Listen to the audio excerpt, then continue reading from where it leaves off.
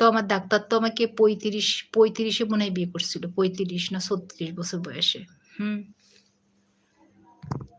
ওরা এরকম দেরি করে বিয়ে করে না।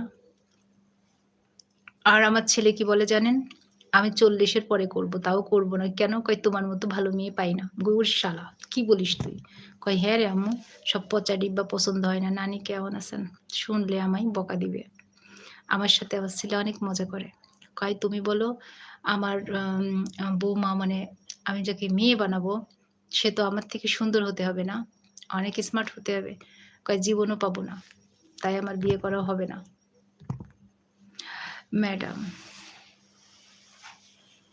প্লিজ। পড়ছি না? হাই। তুমি যার সাথে বিয়ে আলোচনা করছো ও তুমি যার সাথে বিয়ের আলোচনা চলছে, কার সাথে? সে আছে তো?